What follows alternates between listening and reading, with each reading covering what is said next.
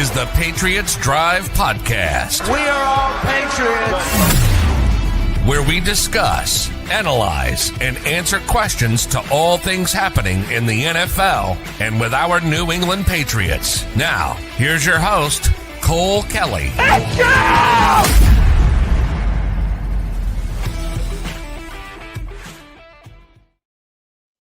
Welcome into another edition of the Patriots Drive Podcast.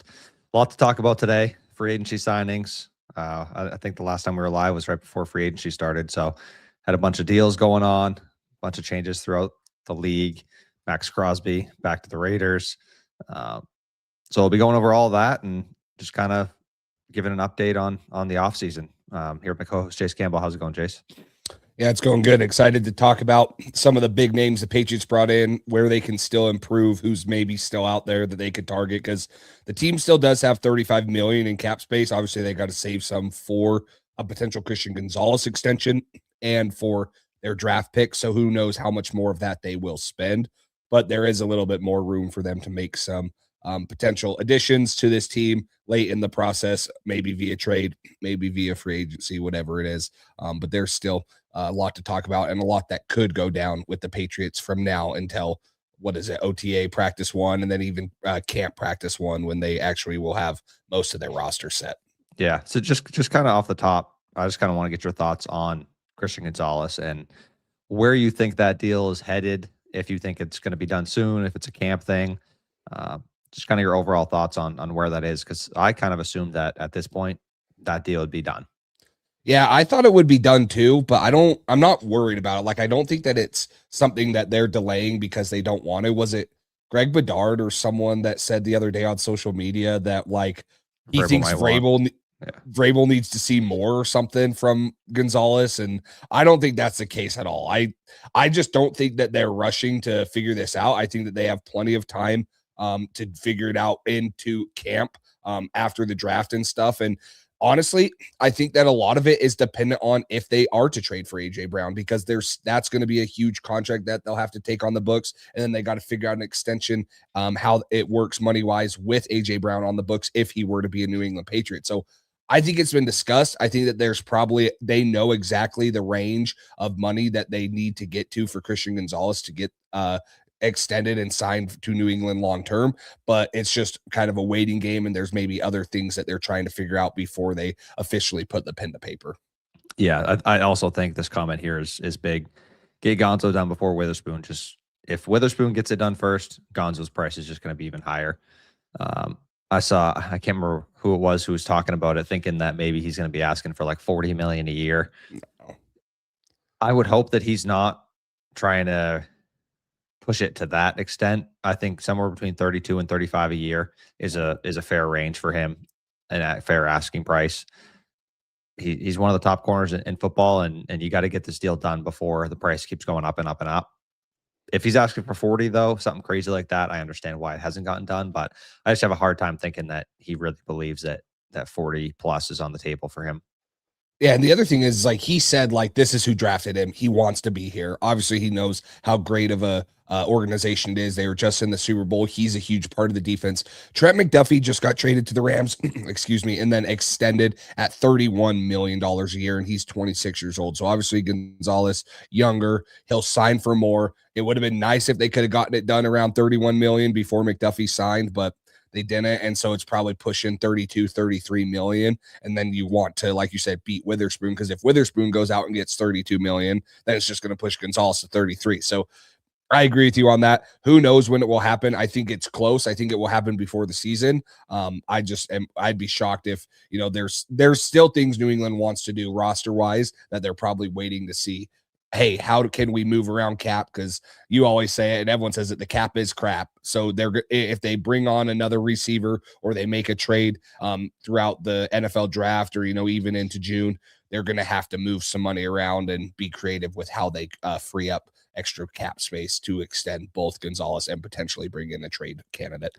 Yeah, there's plenty of money to work with all the time. I mean, you see it every year. The Saints start off $50 million over the cap, like every offseason, it feels like, and then they're cap compliant like within a few weeks later. So they can figure it out.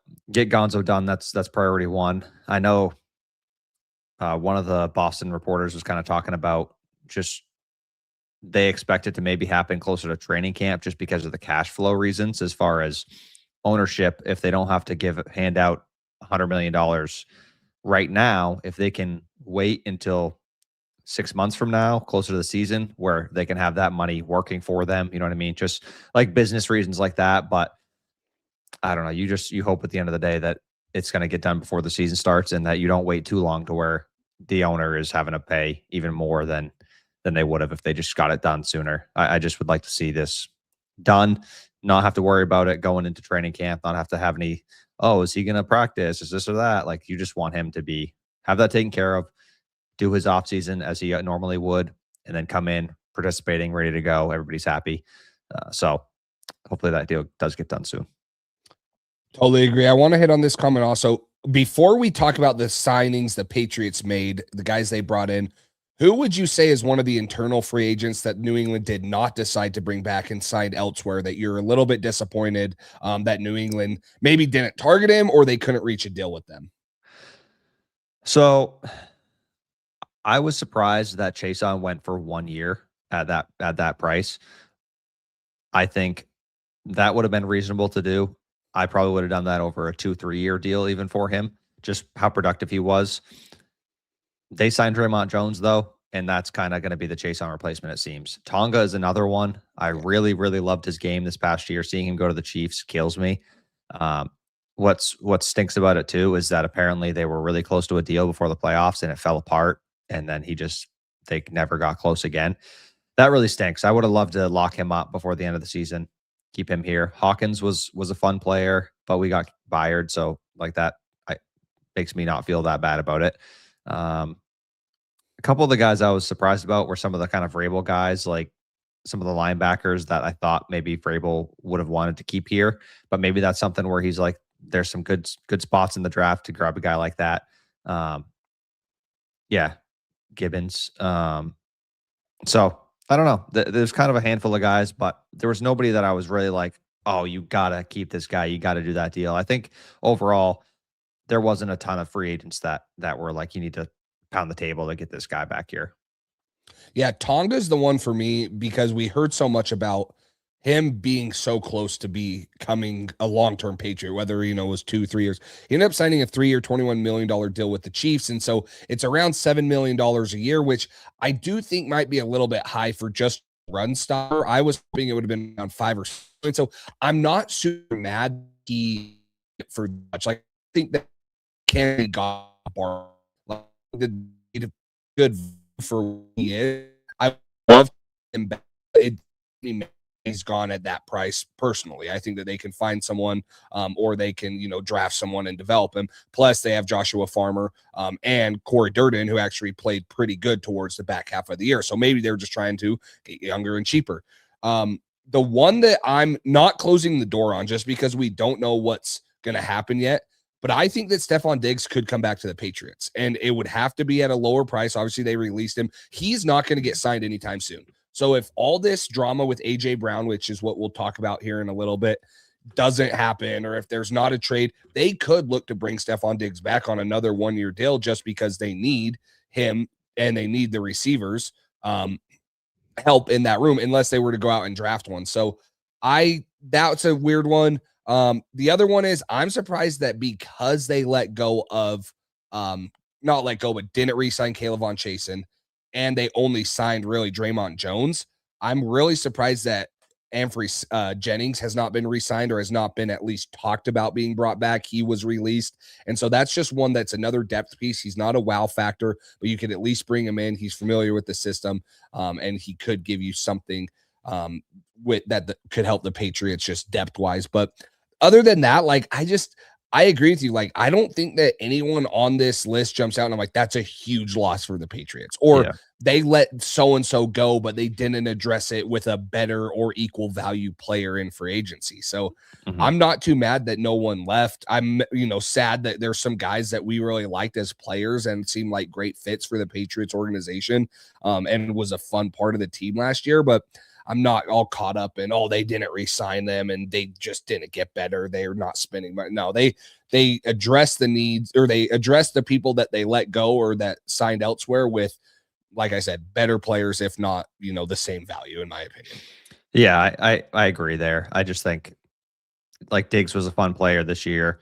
I think Anthony Jennings was a guy coming into the season that everybody was like, is he even going to make the roster? And then late in the year, he was one of their best defenders. Like he really improved and got more comfortable in this system as the year went on.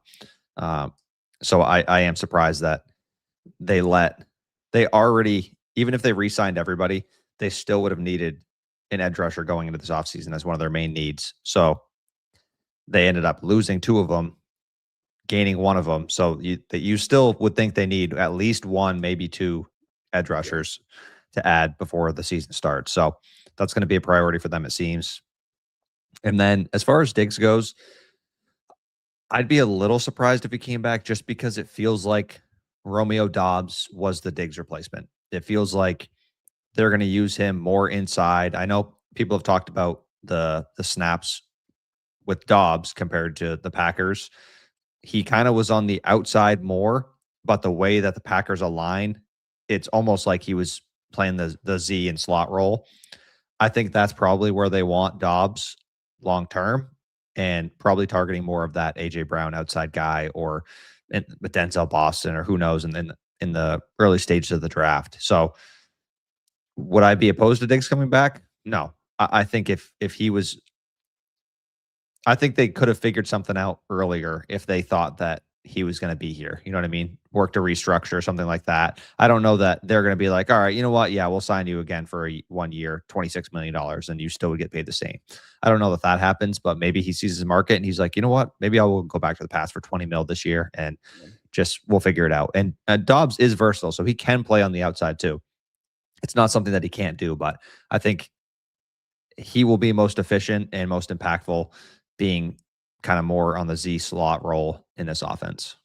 I just think if New England can't get a trade done for a receiver and they want to go another direction, whether it's edge or offensive tackle in the first round, and there's just not a guy, they might need to add someone, and they could make it really incentive based for Diggs and be like, hey, you're older, your market, you haven't seen it. They can get it up into the 25 or $20 million range with a lot of incentives and stuff, and he could bet on himself. Listen, I don't know what the likelihood is, but I'm just thinking if they can't figure out a trade for AJ Brown, or they can't figure out how to draft a guy in the first round that can really give you an X receiver on the outside, I think we both are in agreement that Romeo Doubs, Kayshon Boutte, and unless like Kyle Williams emerges, isn't necessarily a huge upgrade. It's very neutral, in my opinion. It's good. Romeo Doubs is going to be awesome. I'm excited to have him, but without a true number 1 receiver or another veteran piece like a Stephon Diggs, it's a little bit worrisome for Drake May going into his 3rd year, coming off of a Super Bowl and MVP caliber type of season. You saw what a good defense can do to the skill positions that we had this past season. We need to get better if we want to be a true Super Bowl contender and to get over the hump. I would not be opposed to a Diggs reunion as like a last resort. If, like you said, if everything else fails, if all else fails, we'll see what Diggs is willing to do. But hopefully they can get something done, whether it's trading up in the first round for a guy, or if somebody falls in your lap at 31 that you like. And if not, maybe you can get the AJ Brown trade done post June 1. But there's also been just some concerns there with his knee. Apparently the Rams backed out due to some scares with his medicals and his knee. Apparently that was part of the reason the Titans traded him, was thinking that long-term that was going to be an issue for him. So there's just, it's not as cut and dry, as simple as best wide receiver on the trade market, go get this guy, it's done. There's some complications there where they want a high asking price. He might have some medical concerns. We'll see what happens, but they do need to add hopefully a number 1 type receiver to this offense. I think that would make a huge difference, and it would kind of slot these guys in the receiver room where they actually belong. I totally agree. Let's talk about some of the signings the Patriots made. So first one that came in, that was of note, was Draymond Jones coming over from the Ravens. Bigger edge rusher for New England, had a career high this year in sacks, which was 7. coming over on a 3-year, $39 million deal. Nothing jumps off the page with him. Like, he's a very solid player, but he's not going to give you 12 plus sacks a year. I think, like you mentioned, this is a great Kayvon Chasen replacement. They probably got him for a cheaper contract, and they think that he could build into something because they only gave Chason a 1-year deal last year after he had one of his best seasons. So they obviously see a little bit more in Draymond Jones with the bigger body. He's played inside, he's played outside, so he can be a physical run stopper. He can also get to the pass rusher, which is what he did last year 7 times. So what are your thoughts on Draymond Jones becoming, maybe the number 1 edge rusher, but definitely a big piece to this defensive scheme now? Yeah, I think it's interesting because I think this is their Chason replacement, but at the same time, he doesn't exactly do the same type of things as Chason. Chason was really a pin his ears back, win with speed kind of guy. This guy kind of does a mix of things where he's almost had most of his success rushing the passer from inside. And that's where you have Milton Williams and Barmore right now. Yeah. So that's one aspect where I'm curious to see how he does and what levels of success he has, seeing how you might want to mix and match him in the middle and on the outside. But then what do you do with Barmore and Milton? Because you're not going to sit them on 3rd down, something like that. And I do think he's going to be better against the run than Chason, but he's not Anthony Jennings type run stopper. You know what I mean? So I think it's kind of just an overall well-rounded player who they feel can obviously take a jump in their system. Second half of the year, he was much better with the Ravens. I'm sure that they think that he can be that player, hopefully for a full season. And maybe he does get up to that double-digit sack range because I think he's got that potential. So overall, I think it was a solid signing. The number wasn't crazy. Seems like a good football player. And as far as free agency signings go, I know it was only last season, but they hit so many of these out of the park that you're going to give them the benefit of the doubt on almost anybody they sign this year until proven otherwise. And Vrabel's always loved like bigger run first stopping defensive ends. Like that's, I feel like what he targets in a lot of his schemes. And that's kind of what he was, right? That's what he was as a player. And so he gravitates towards these guys. With the Kayvon Chasen departure and Draymond Jones coming in, I don't feel like we have a true number 1 pass rusher. We have a lot of really solid guys that can get to the pass rusher with like power and maybe just not pinning their ears back, but like go like high motor, but they're lacking that number 1 guy that can be hey, it's 3rd down, we need a sack. He's going to go get one, or he, has 12 plus sacks on the year. That's what they're missing. And, they haven't had that for a couple of years. Chason was great last year, but he did kind of taper off towards the end of the year. I mean, he only had 7? Did he have 7 sacks or 7.5? So like, it's not a huge number. Like he wasn't putting double-digit sacks. I love Chason, but he didn't go out there and like light the world on fire. I'm not trying to badmouth. I'm not talking bad. Like I think he was a great player, obviously, but they're missing that 12 plus sack a guy. 7.5. They're missing that 12 plus sack a year guy, and they still don't have one. And is that what they target at 31 in the draft? It could easily be, could they still make a trade for Max Crosby? I think that one's way less likely than them trading for like an AJ Brown. I don't think Max Crosby would be moved to New England, especially after, all the fiat. So we'll see. They need a number 1 pass rusher, but I like the Draymond Jones sighting. With Chason leaving, you get Draymond Jones in here, you give him a 3-year deal, kind of a hard-nosed worker that can do a lot of different things on the edge. Just not going to be that elite pass rusher that maybe Patriots fans wanted New England to sign. Yeah, I think that's still a role that needs to be filled, whether that's the draft or maybe finding some type of 1-year prove it deal like they did with Chason with somebody else who can pin their ears back. What's Josh Uche doing these days? No, but like a guy like that, though, maybe that just comes in strictly on 3rd down. Yeah. If you can't find a guy in the draft that you really like, but you should be able to. It's a solid draft for edge. Yeah, the other one was a really good pass rusher coming out of college last year was Braden Swinson. Like they have a guy that they could develop. Maybe he can step up. Maybe he can step up. And Elijah Ponder showed good signs. I don't think he's ever going to be a 10-plus sack guy, but he might emerge into a 6-plus sack guy. So you have guys that they've drafted that they could develop going into year 2 that might take that next step. But it's hard to say, oh, yeah, we feel really comfortable as, fans or, people that are covering the team or following them like us that are like, oh yeah, we're going to feel really good. That takes a lot. Like, we are hopeful of that, but that takes a lot to say, oh, Elijah Ponder and Braden Swinson are actually going to be, 8+ sack guys. We got to see that first. And so we'll get there. But next signing, I think this is a fun one for New England. I really like this. I know a lot of Patriots fans do. Reggie Gilman coming over from AFC East rival, the Buffalo Bills, on a 3-year, $12 million deal. The Patriots finally have a fullback back in the scheme. I think it's going to do wonders for the run game, for the offense. Josh McDaniels has always used one. Give us your thoughts on this one and how it's going to help. Yeah, it's something that I think was super underrated that we didn't have last year. We tried to put some guys in that role, even ended up putting Tonga in that role for a little bit, but it's such a staple of a McDaniels successful offense.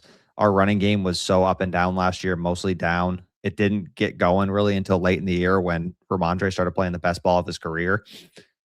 Having Jack Westover back there is not, it just wasn't the fit. It wasn't the move. I think Gilliam here is going to be one of the sneakiest, impactful players on this offense, where everybody's like, oh, fullback, like whatever. I think this is going to really matter. I think it's going to really make an impact. He did great in Buffalo's offense. James Cook was got the rushing title, I believe, last season. Was great. And this guy's just an athletic guy. He's not necessarily just a James Devlin kind of just hit you in the mouth and that's it. He's kind of got a little bit of athleticism to him. He can move around, but still very physical. A guy who can lead the way. I think it's going to be someone who helps Travion Henderson a lot. Just follow this dude and find the hole, because that was something that Henderson late in the year really struggled. He's got a ton of talent, but I think if you can put somebody in front of him and say, here, just follow this guy, I think that's going to help him a lot. And short yardage situations, Patriots had just as much success on 3rd and 1 as like 3rd and 7 this year, because they had no short yardage run game in the red zone. Same thing. So having a guy like this, I think, is going to be huge for this offense. Hopefully they can establish the run again. Hopefully it'll help out on some play action fakes when they got him out there, tossing the ball every once in a while. I just think having a more balanced offense is going to help Drake May out. It's going to help the running backs out. It's going to help everybody in this offense out, and hopefully be an even more explosive offense next season. Yeah, New England was bottom half in the league at red zone touchdown percentages. So, and we saw it with, what was it, the Bengals game, that they were like atrocious and could not score multiple times from the goal line. And so, yeah, they had like 8 plays in a row from the goal line, and they could not punch it in. And so, adding a guy like him that can help with that. And I believe Tonga was out for the Bengals game too, right?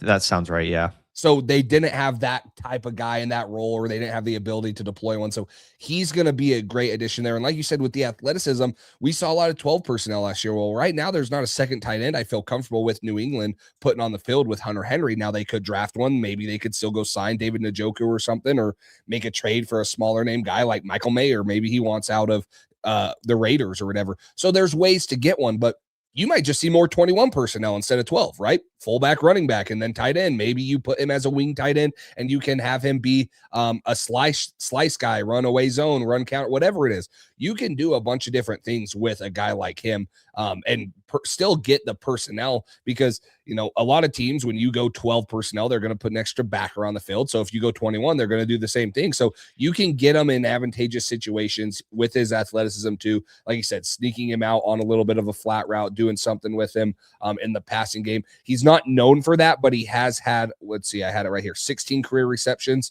and 8 career rushing attempts. But in short yardage and goal line, you're going to hand him the ball if you need it. Or you can do something unique with him and Travion in the backfield, a little bit of power, a little bit of speed. So I do like it. I think it's an element that the Patriots needed to get back to. And I think the 3-year deal is really interesting, because it shows that they're like invested in him. It's not like, oh, we're going to go 1 year and then see how it is. No, they're like, they know they need a fullback. They know that they want to establish the run. And they know that they want to be hard-nosed, downhill football team, and I think that he brings that to the offense. Yeah, it always helps too when you're taking a good player away from a rival. That's almost just like the cherry on top. Anything else on Gilliam? No. Nope. Speaking of taking a player away from a rival, Elijah Tucker. So this one was you got the contract deal. details on him, right? Yes. Cool. This was a 3-year deal where it's heavily incentive based. This was somebody. So let me see, $42 million for 3 years. So that averages out to 14 a year, 14 million a year, which is like, okay, that's really not that bad. When he's healthy, he's probably a $20+ million value guy where he's a all pro, Pro Bowl level player. $250,000 per game roster bonus. So every time he's active, $250,000 bonus. It's one of the most incentive playing base time deals that I've seen.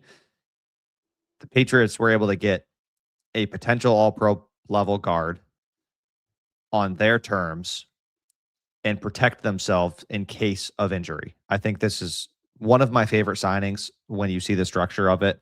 I just think they did a tremendous job adding a guy to the room who has so much talent and potential. If this guy's healthy all season, if you get good Jared Wilson at center and Will Campbell takes another little step forward, this could be the best offensive line the Patriots had in a while. So I love the signing. I think he's a great fit, a really good player. You just have to concern yourself with the health. And that was somebody, Belichick wanted to trade, or Belichick was thinking about drafting Vera Tucker, and the Jets traded up ahead of him, took Vera Tucker, and then we got Mac Jones. So that is another kind of wrinkle there. This Patriots front office, Patriots personnel players have been interested in Vera Tucker for a while. I know it's a new staff now, but this is a guy who was almost in New England a few years ago, and now he is. And I think he's going to be a great presence on this offensive line. Also, some flexibility. Right guard, left guard, played a little bit of tackle once in a while in a pinch. But this will be your starting left guard on opening weekend as long as everybody's healthy. And I'm excited about it. Yeah, I mean, he did not play at all last year with a torn tricep. So he hasn't been on the field in what will be 2 years come the kickoff of the 2026 season. But he is one of the highest, if not the highest potential left guard on the market. Like, we're always talking about Isaac, the Pittsburgh Steelers guy. We're talking about other older guys. This guy is a combination. He's young. He has all pro potential, and he plays multiple positions. And they got him on a 3-year, like you said, very team-friendly, incentive-based contract. Now, if he can stay on the field, and it's a big if, because 3 out of the 5 years, he has ended up missing a bunch of time, and he's had some significant injuries. But this guy has everything you want in a left guard. Him and Will Campbell on the left side of the offensive line with Jared Wilson athletic, probably moving to center, very athletic. And I asked you this question. If they move on from Morgan Moses and find someone else, Michael Owenu might not be a fit on this whole line anymore because he's not very athletic. If they go find an athletic right tackle, you might see them move off Michael Owenu, and they might totally switch up the run scheme, go more of a wide zone base, because they can get out and run, things like that. I love this addition because I didn't think that it was honestly someone that New England would look at, but when they signed him and then you saw the structure of his deal, you're like, holy crap, we might have gotten an all pro caliber offensive guard for a very good team-friendly contract. And he's going to be able to play on that left side with Will Campbell and potentially Jared Wilson, most likely Jared Wilson at center. It's going to be a fun left side. It's totally opposite from the right side as of right now. Michael Owenu on the right side and Morgan Moses is like big, bruising offensive linemen. The left side's just young, youthful, athletic guys that want to get out and run. So it's going to be fun, but this is one of the best ways New England could have went out and helped Mac Jones other than getting a wide receiver you said Mac Jones in the draft, and that's why I had him in my going out and helping Drake May is getting a elite level offensive lineman. And that's what Elijah Vera Tucker is when he's on the field. I was like, did I miss something? Did we trade Drake May for Mac Jones? Back. Yep. He's coming back. I also think this is one of the most underrated points that you can't bet on this necessarily, but it is something the Patriots have kind of proven time and time again. Hunter Henry, one big concern when we signed him was all the injuries he's had with the Chargers. And knock on wood, he's been one of the healthiest players that we've had over the tenure he's been here. Same thing, Morgan Moses. I know he was battling stuff last year, but he was active for every game. It's something to think about. Your medical staff clearly matters in the NFL because there's some teams that just every year just struggled a lot more with injuries than other teams. And obviously some of it's just getting unlucky. It's sports, stuff happens. But I do think that these things do matter. And it's something just to note as far as maybe it makes you feel a little bit better about the deal, just knowing that we do have a staff that seems to do well with stuff like this. He had the fourth lowest pressure rate in 2024, 2.8%. And that was the last full season he played. Obviously, last year, torn tricep. But this guy has a lot of potential, and it's really exciting to think that he can be there. And, him and Doug Marrone can do some really good things. In my opinion, that's a great offensive line coach to learn under. And if he can stay healthy, he has that all-pro caliber guy. And I don't know, you can say that about Will Campbell potentially. People say it about him at guard and stuff. But he has the ability. But Elijah Vera Tucker, literally, if he's on the field, I think he's an all-pro player. I do. Potentially with Gilliam too. 2 potential all-pro players added this offseason so far. So it's definitely exciting to think about the talent added to the overall offense as far as that goes. Let's talk about a Mike Vrabel reunion, a fun one here. Obviously, the Patriots move off of young and emerging star, I guess, had his best year, Jalen Hawkins. And they go out and get one of the best free safeties and ball hawking guys in the NFL, and Kevin Byard, 1 year, $9 million deal. He is 33, but he's coming off one of the best years in his career. He was a first-team All-Pro for the 3rd time. He had 7 interceptions, which led the NFL. And he straight up said it. You saw him. He's like, I wanted to come play for Vrabel. And that's the Mike Vrabel effect. Like, he played for him in Tennessee. He was saying how he was telling the Chicago Bears teammates in early part of camp, like, watch out for them New England boys. Vrabel's going to get them going. He obviously has respect there. We've heard other players say the same thing. So I love this one because I think he's a great player. Obviously older, you would like for him to, potentially be here for more than 1 year, especially if he's still playing at that all-pro level thing. But it also gives you an opportunity, if he does regress this year, to just not have to re-sign him, because he will be 34 going into 2027. So it gives you a lot of flexibility there on an older player. But, leader, you see the captain patch right there for the Bears, Mike Vrabel type of guy, ball hawk, can definitely come in and replace Jalen Hawkins and potentially be better. Him and Craig Woodson are going to be really fun to watch this year. Yeah, and I could definitely see this being something where halfway through the season, he's got 3-4 picks, and Vrabel's like, all right, 1 more year. Here we go. Yep. And get a small extension. I think he's somebody who, one thing that we lacked was turnovers in the secondary most of the season. That was something that popped off a lot in the playoffs. Just the defense started playing unreal. So having a guy who was the interception leader in the NFL this year, 7 interceptions, great. And then, like you just said, with Craig Woodson, just taking him under his wing, it can only help. A guy with that much experience, a guy with that much knowledge of the game, who relies now a little more on his mental side of the game than necessarily his physical, but he can still fly around and get things done. So really, really solid player. Like you said, all pro last year. If you can get anywhere close to that for production, it's just going to add another great player to this defense. Yeah, Dennis, appreciate it, man. It was hard in the season. We wanted to, because it was the best season that the Patriots have had in a while and stuff. We'll be more consistent. I know you got married in the off season, Cole, and then you moved houses just barely. So finding time and stuff, but we do love talking Patriots football. So we are constantly trying to bring clips or constantly trying to bring lives and stuff. So we appreciate all the support. But I wanted to hit on this comment also here by DTN. I love this signing because I think New England should target a safety in the draft also in the 3rd, 4th, 5th round. And there's not a better mentor for, 1, Craig Woodson, but 2, a rookie that they bring in. This safety class is very deep in the NFL draft. I like a lot of guys coming out of, the 3rd or 4th round. So him getting there and potentially being able to mentor another guy, not just a really young player in Craig Woodson, but potentially another young guy as a rookie, I think is great. And like you said, if he has 4 picks by the midseason point, extend him for another year. Like, I would be all for that because he has that potential.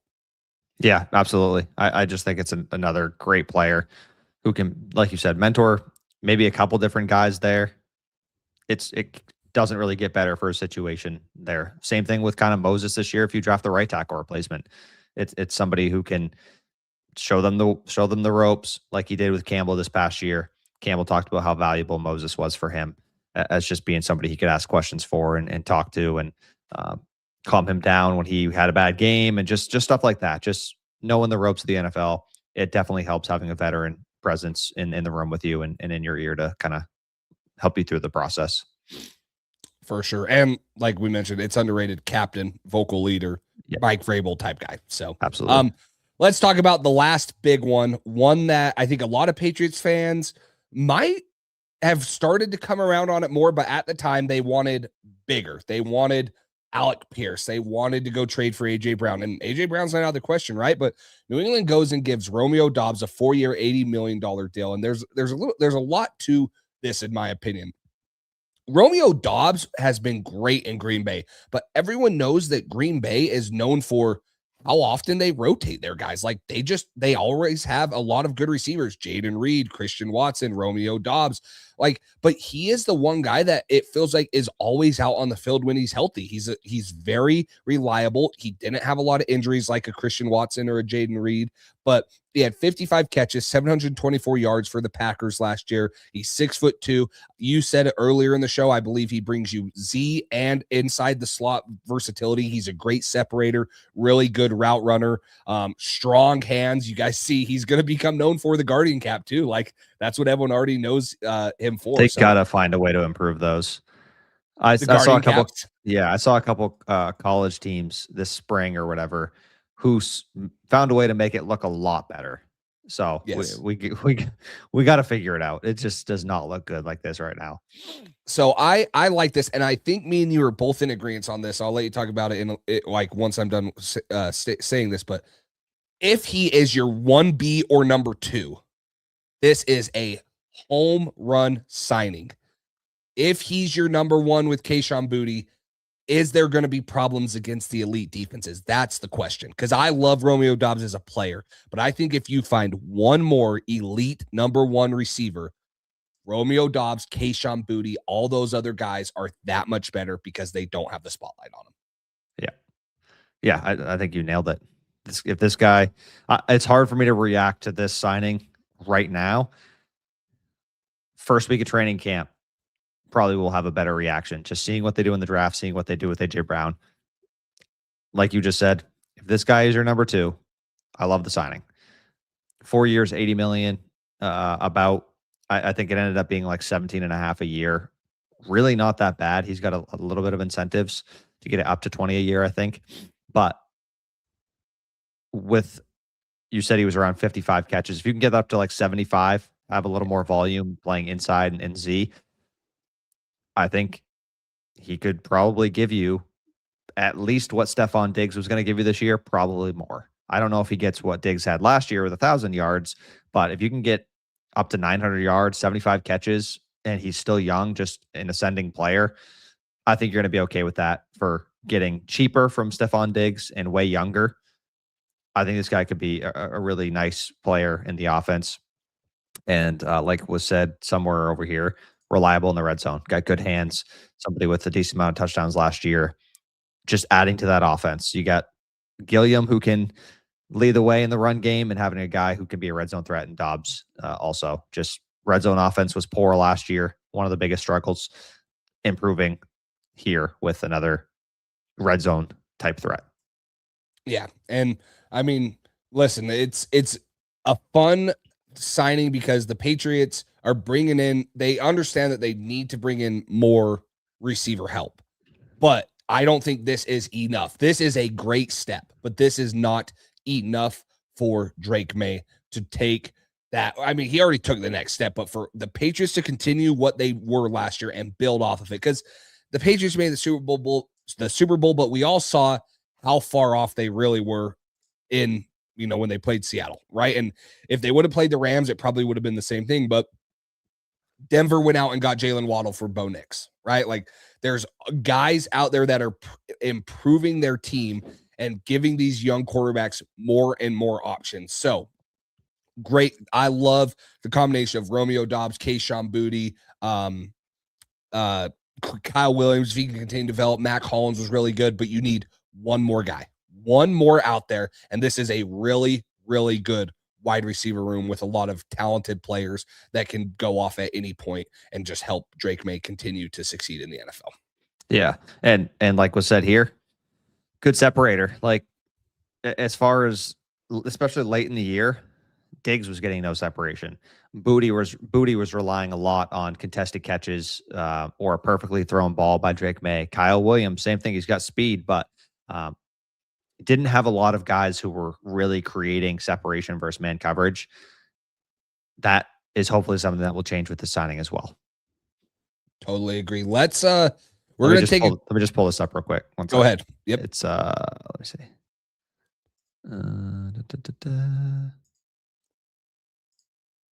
Here we go. This is the Guardian cap that I was talking about. Oh, I've seen those. Yeah.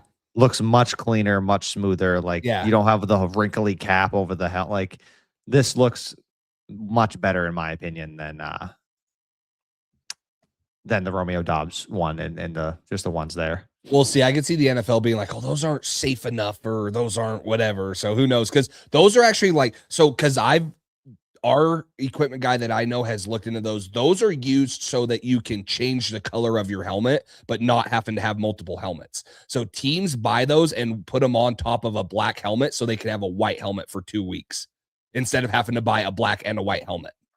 So I don't know if it's really a Guardian cap replacement, more of as they're trying to save money so that you don't have to buy 2 separate helmets to have 2 colors. You can just pop that on there. But they could easily take that design or that like structure and make it into a Guardian cap thing. Like everything's a copycat league. So go look at how stylish that is and Guardian cap go improve it then instead of it just looking like a giant pillow. So it does say that this is their Guardian cap. They're okay, cool. Custom, safer helmet covers, often referred to as Guardian caps. Nice. Spring practices match their team helmets.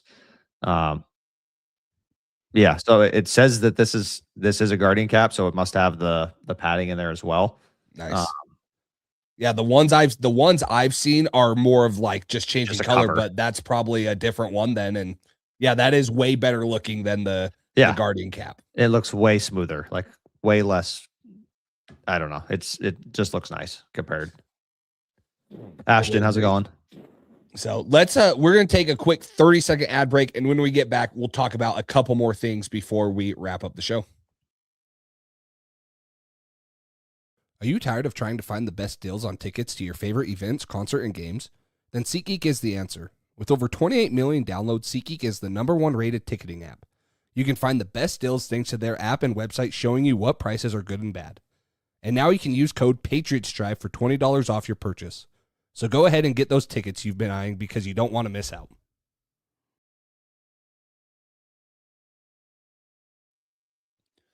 SeatGeek helped me get to the AFC Championship game. I was able to use that code and get a couple dollars off so I could go to the game in Denver, which was awesome to be at. So let's talk about a couple more things. We obviously just went through all the signings. Which one's your favorite signing so far? And do you think they will have the biggest impact, or is there someone else that will have the biggest impact? I would honestly say I really like the Vera Tucker signing, pending health, obviously, which is a big concern. I just think overall he could make a huge impact on this offense. I really do like a lot of their signings. If we get AJ Brown or we draft a guy in the first round, Romeo Dobbs could end up being one of my favorite signings. I really don't think his value is bad there. He's making just under what Jacoby Myers is making at 30 years old. Like, Jacoby's obviously a little more productive currently, but that's not going to last long. Kevin Byard is somebody who I was really excited about. I really do like a lot of their signings, but as far as bang for your buck and potential impact, I think that Vera Tucker could end up being a really good signing if he could stay healthy for this contract. I think that's one that's the most exciting because it, like you mentioned, it feels like the biggest way to help Drake May and this offense right away. Like, if he stays healthy, that is a huge signing. I think the one for me, though, is like you hit on it a little bit later, and then DTN said, I think Byard's going to have a huge impact. Leadership, captain. Patriots did only have 10 interceptions last year, and so him coming in and being the league leader in NFL interceptions, obviously replacing Jalen Hawkins, who had 4 of those, and then bringing in Byard. If he can continue that production at the safety position and then just continue to be a mentor to help Craig Woodson grow, I really like that signing, and I really like the idea of, like you said, halfway through the year, if you see he's got one more year in him, just extend him right there, because I'm sure he'll be willing to stay with Mike Vrabel if he sees, oh, I only got one more year left, or I'm going to play, this year and one more. He'll stay with Vrabel. He'll want to. So if the New England sees it, they have the flexibility to either move off of him if he's just regressing, or to sign him for one more year and continue him playing. So honestly, there's a question here we had about, I think, is it Julian Hill? Yeah, Julian Hill. That was probably the one signing that I was really iffy about. He got a decent amount of money for a guy that, and a lot of 3 years, right? Yeah, a lot of money and commitment for a guy that I really don't think is that impressive. Half the people you talk to say he was an elite blocking tight end for Miami. The other half said he couldn't block anything at all. Like, he's just all over the place. 15 catches for 140 yards last season, 12 catches for 100 yards the year before. Gives you almost nothing in the passing game and seems like kind of an up and down blocker. And he got, I think it was like $6 million a year. Let me just get this contract up. But what were your kind of thoughts on that signing? Yeah. Three years, $15 million. So about $5 million a year. Yeah. 7.5 guaranteed. They needed another tight end. And so if he's coming in as the third tight end, if he's the second tight end for New England, I don't like it. If he's coming in on goal line short yardages, him and Reggie are going to be really good if he is that really good blocker, like some Dolphins fans have said. But I agree with you. I thought the 3 years and the money, I was like, ooh, could you not have, if you felt like he was, or you couldn't upgrade the tight end position anywhere else, could you not have just brought back Austin Hooper for another short 1 year deal? I don't know. I agree with you. I wasn't a huge fan of it. I think that signing, though, points more to they will address that in the draft. They got one in there, and then they'll look to draft a younger, better pass catching tight end in the draft and potentially develop him along the way, while they still have a Julian Hill who could give you some run blocking stuff in the 12 personnel sets if that's still what you want to do. Yeah, like this comment says, if Henry goes down, you're screwed at tight end right now. Yeah. You have nobody who can do anything in the passing game, really, at that position. So definitely needs to be addressed at some point coming up. For sure. Let's talk about AJ Brown. Obviously, there's a lot of talk, and there's been a lot of talk, and there will be a lot of talk until he's either traded or until the season starts. But we got to start off because everyone's saying, and a lot of people are under the impression that the June 1 date is what's going to really matter here. So right now, if AJ Brown were to get traded before June 1st, he would cost the Eagles $43.5 million in dead cap, roughly.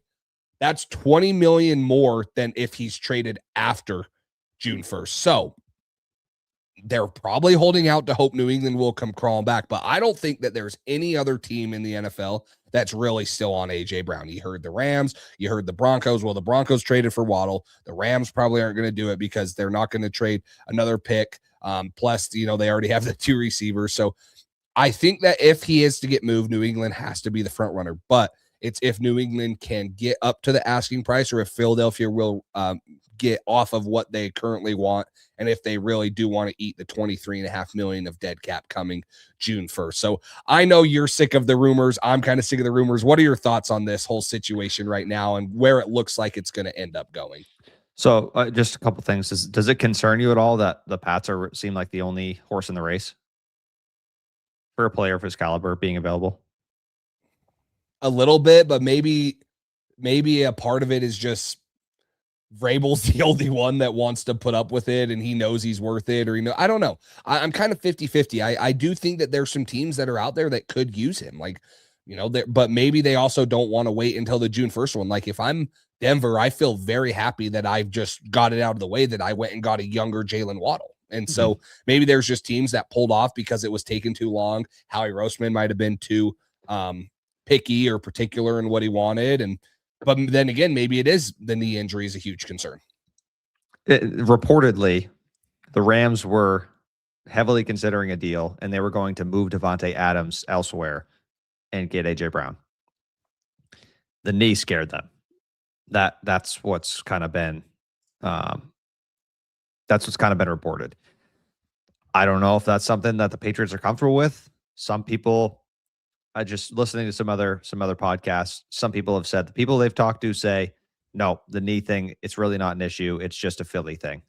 He just doesn't want to be here. He just isn't happy here.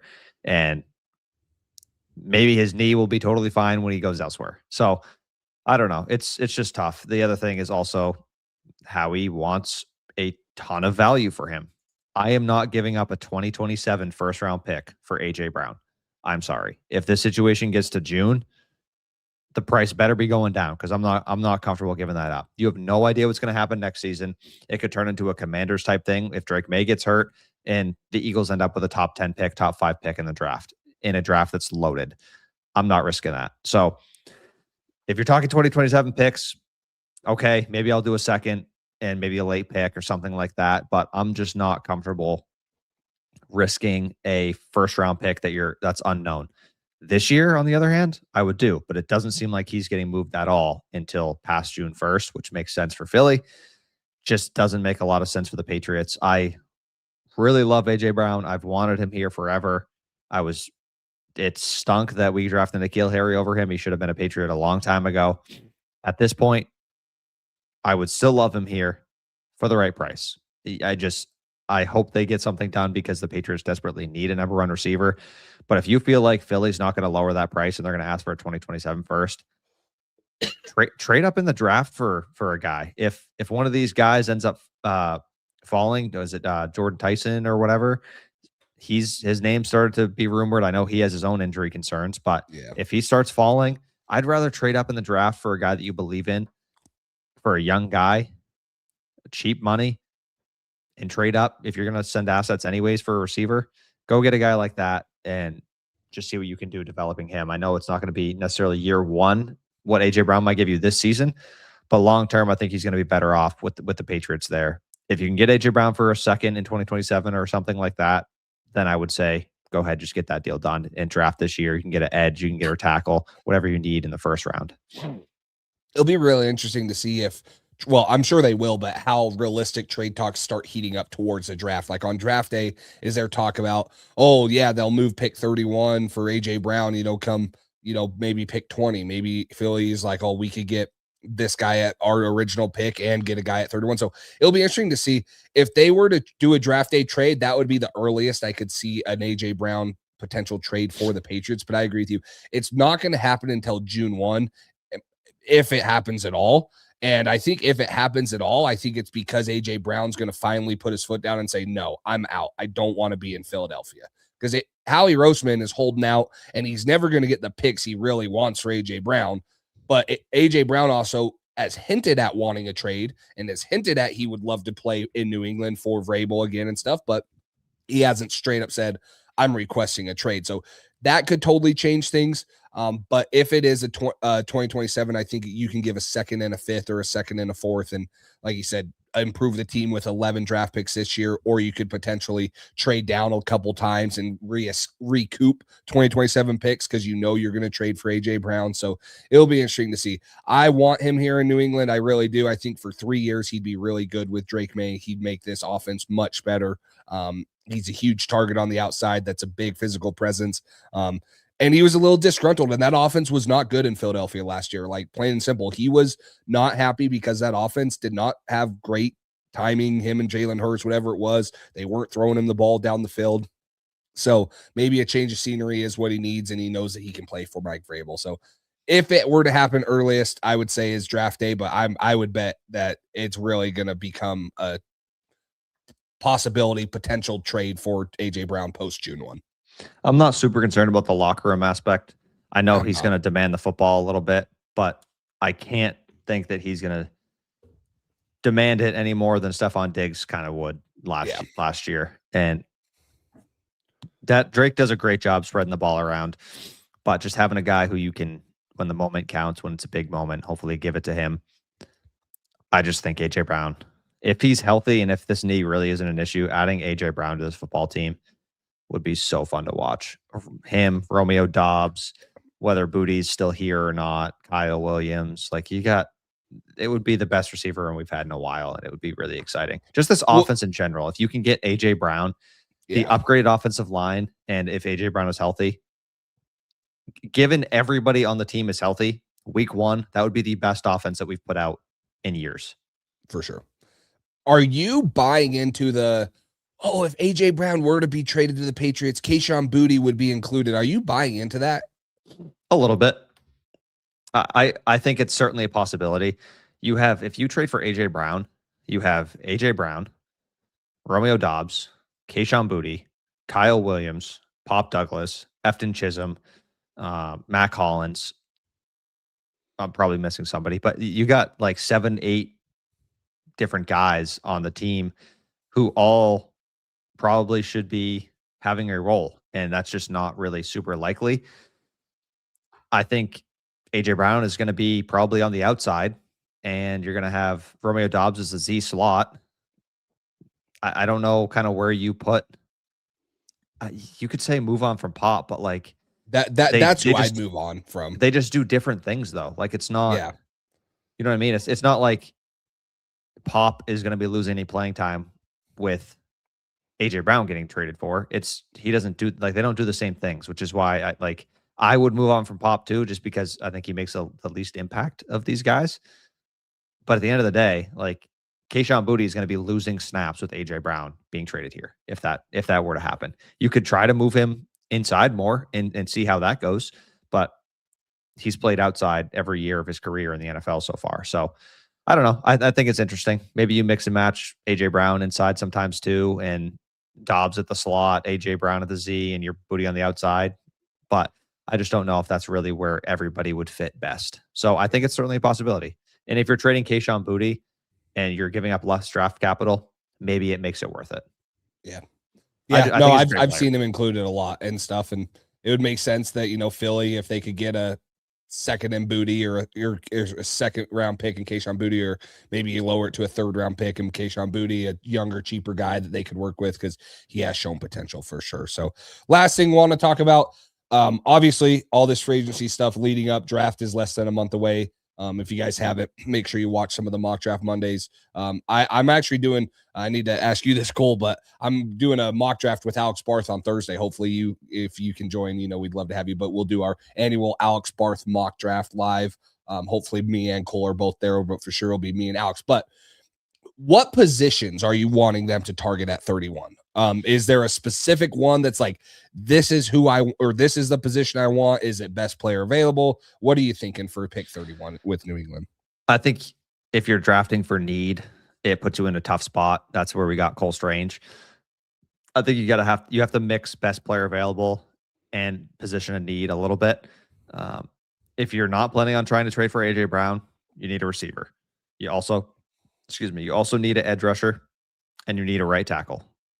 I don't know that at 31, if there's no edge rusher and no receiver you like on the board at 31, and there's a right tackle that you love, I'm okay with it. But I'd prefer to take an edge or receiver in the first round, just because those are the biggest positions of need for this coming season.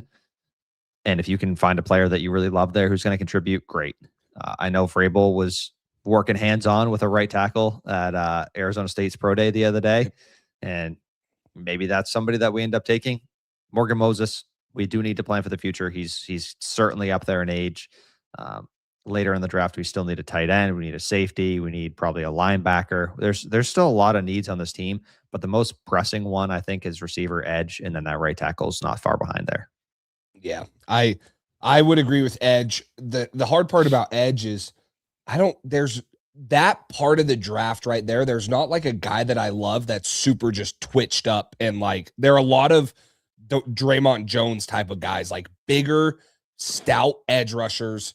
And obviously, though, the twitchy edge rushers always go, high in the draft. That's why they don't make it to 31 and stuff. And you can find some later. But so there, I'm like, oh, are we going to just take another guy that's Draymond Jones, that's big, that can set the edge? That's fine. TJ Parker, Ashton, like you mentioned, he's great. Same with Zion Young out of Missouri. Those are two bigger edge guys that a lot of people have mocked to the Patriots. Maxi Honachor is the guy that Vrabel was working with. I personally love Blake Miller out of Clemson too. He's a right tackle, big athletic guy. So there's a lot of options. I tend to agree with you. Best player available, and whatever position that is, we'll find out. But could you imagine them taking like an edge rusher, and then in the second round getting a tight end, and then in the third getting, and then they trade for AJ Brown with their 2027 picks? Like you said, that would be one of the most exciting offenses or just teams in general the Patriots have went into a season with, following, them going to the Super Bowl last year, in a long time. So it's building up, especially with 11 picks in this draft class. It's building up to potentially have a lot of really good players joining this team. And I know there's a lot of roster spots the Patriots have to fill, but they're going to do a good job drafting. I'm kind of excited to see. Yeah. If they don't come out with a receiver in the first 3 rounds, I'm going to start stressing, but I'm going to be thinking in the back of my head, maybe they got an AJ Brown trade. Maybe that's coming, and we're not going to know till June. But the draft is probably going to tell us a lot about how they feel about getting an AJ Brown deal done. But the thing that stinks is if a team misses out on a receiver in the first round or something, maybe they get involved in the AJ Brown trade in June. And maybe that's something where it's like, okay, that price goes up and the Patriots didn't draft one, and then the price is too high for them to feel comfortable getting AJ Brown. So it's a tough situation where you can't depend on having AJ Brown in your back pocket, but you also don't want to reach on a guy and then end up trading for AJ Brown, because then you're like, well, we just wasted a pick in the second round on a receiver that we feel like now we have AJ Brown we don't really need. So it's just, I don't know. It's kind of a tricky situation. I wish that they would one designated as well, like they do with cuts, because I just think that makes things a little simpler, especially with the draft coming up. So I don't know. There's a lot of positions that this team could use, and if they draft well this year and they go get AJ Brown, or even if they don't, just if they draft well at some of these spots, you could be in for a really exciting season again next year. Totally agree. Linebacker's another one that fits in there, off-ball linebacker a little bit more there, that the Patriots can look at. My wife, she's asking for my lunch order right here because I'm trying to get some food.